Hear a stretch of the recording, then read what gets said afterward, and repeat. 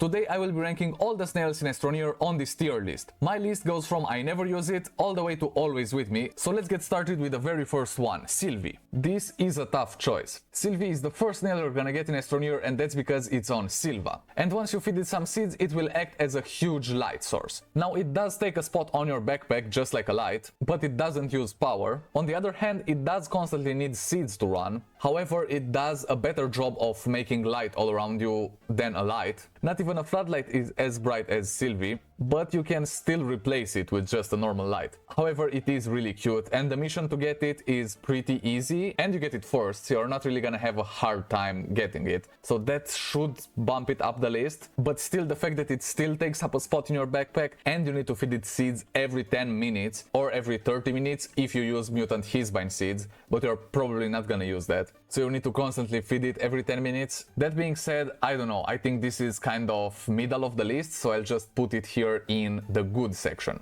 I feel like this goes pretty great right here in the middle. This way we have a baseline for all the other snails. So let's move over to the next one, which is Usagi or Usagi, or however you want to say it. Is this better or worse than Sylvie? You get Usagi from the solo, so you get it right after Sylva. Again, very easy to get. It's not a tough mission at all, you can get it pretty early game actually. And it's the exact same thing, it takes up a spot in the backpack, and you need to feed it seeds every 10 minutes or every 30 minutes with mutant hisbine seeds. However, this has a very different buff. If you've got it with you, it tracks the nearest valuable curiosities on the compass. What that means is you basically see all the points of interest on your compass, and not just the ones you could see before already, but every single little point of interest on your map will show up if you've got Usagi activated. You might think that's kind of useful if you want to scavenge for some materials in some of the debris around the planet, but if you're actually looking for specific stuff like the stone figurines on the Solo and Novus, or the marbles on any planet,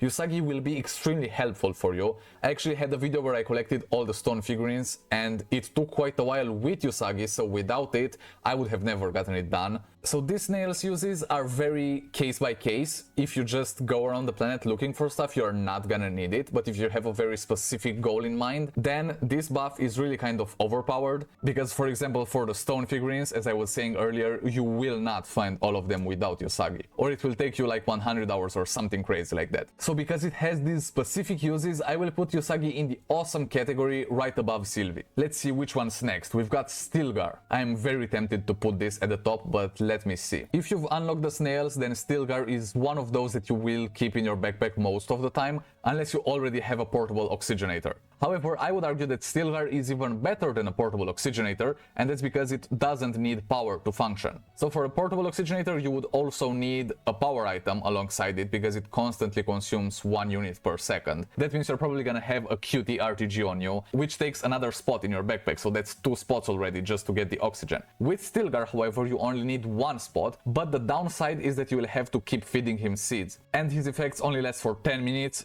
but it goes up to 30 if you've got mutant Attactus seeds. Now these seeds are actually really good if you use tappers on them, because they provide a ton of organic really fast, so you might want to invest in a mutant Attactus seed farm. Even if you don't, this is pretty good if you're traveling to different planets and you've got limited space in your backpack, and if you really want to get it as early as possible, you can definitely have it a lot earlier in the game than the portable oxygenator, because that requires a nanocarbon alloy to craft, so you're not really gonna get it in the early game, if you know what I mean. Another reason why I really like Stilgar is the fact that it makes up half of the immunity combo. If you don't know what that means, basically you just need to get Stilgar and Princess in your backpack, and we'll talk about her in just a minute as well. But if you get both of them in your backpack, you are basically immune from all the damage types. So yeah, you kinda need Stilgar for that, because otherwise you would run out of oxygen. But still, you can replace him with a portable oxygenator. But here's a less known fact. You can actually use it as a normal oxygenator if you want to. So you can just place it on a platform if you don't have an oxygenator,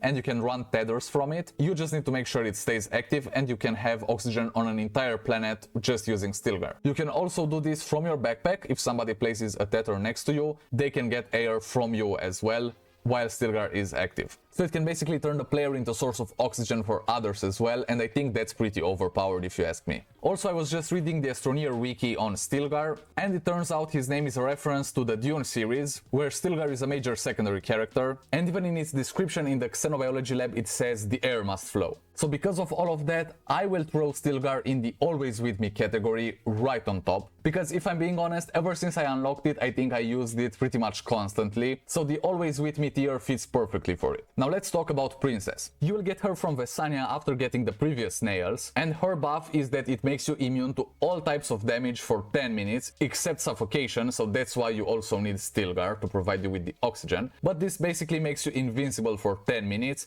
or 30 minutes if you use the mutant cataplant seeds. That's what I was talking about earlier when I said if you use Princess with Stilgar, you are basically invincible for 10 or 30 minutes depending on the seeds that you used. And a lot of people also use these two as a pair, so they can get into the planet's core really fast, because you can just dig straight down and you won't get any damage from suffocation because you've got Stilgar, and you also won't get any fall damage once you fall through the layers because you've got Princess. So this is a pretty easy way to do that. But Princess is only limited to protecting you, so if you've got something that's explosive on your backpack and an explosion happens nearby, the item will still get destroyed, it is not immune, but you will not take any damage from it.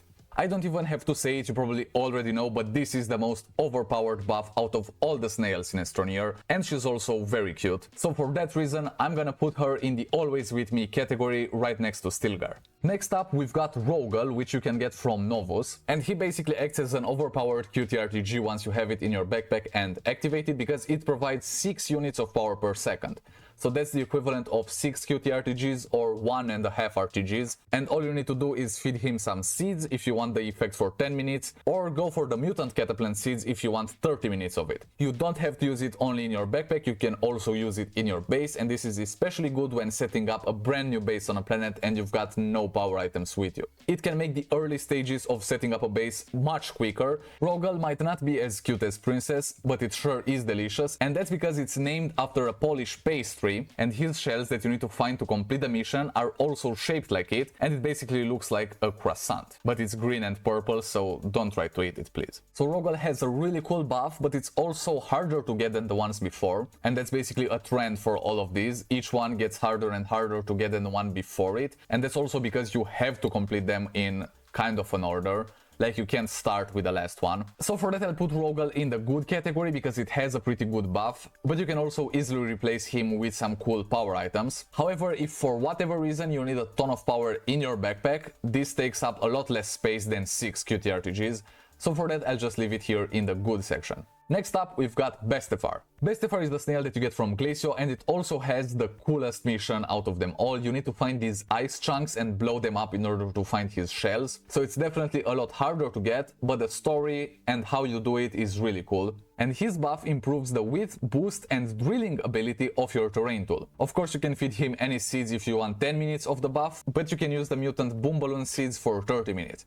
And this is where it gets a little bit complicated. If you have no other mods on your terrain tool and you use Bestefar, it will be the equivalent of a wide mod, a boost mod and a drill mod 1. So that's great. If you want to save space, you can just use Bestefar and you'll have the equivalent of a wide, boost and drill mod. If you want your terrain tool to be even wider and even more boosted, you should know that Bestefar also stacks with those. So if you already have a wide mod and a boost mod and you use Bestefar, you will basically get double the width and the boost. However, it does not stack with the drill mod. So if you already have a drill mod 1 and you use Bestefar, you will not get the drilling ability of a drill mod 2. You will still remain at a drill mod 1. So if you want the drill mod 2 or 3, you will have to craft those. And of course, they will take an extra spot on your terrain tool. And before you ask, no, you cannot have the wide mod, the boost mod, the drill mod 3 and Bestefar, because all of them need to be placed on your terrain tool and you've only got 3 slots. I don't know why, but Bestefar doesn't work if it's just active in your backpack. It needs to be on the terrain tool, which kind of makes sense, but it also doesn't allow you to do this whole combo.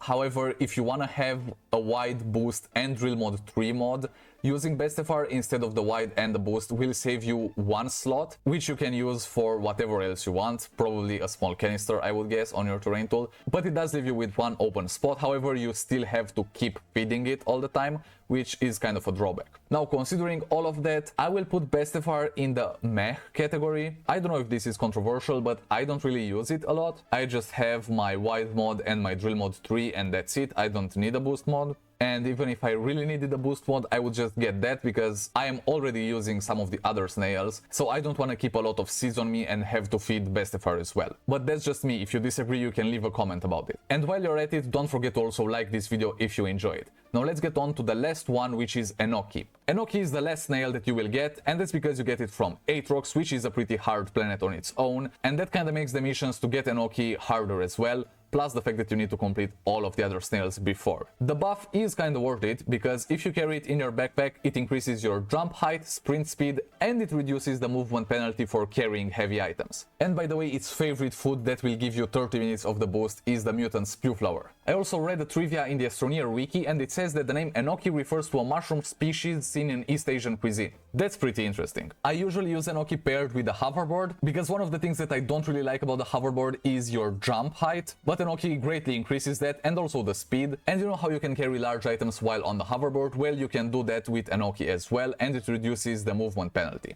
But if you use it paired with the hoverboard, then you can basically just move anything from a place to another, and it's really quick. I usually use it when I set up a new base, and I've got a ton of large platforms that need moving around. Enoki is really cool, but I wouldn't use it all the time. I think this is for the good category, right next to Sylvie and Rogal.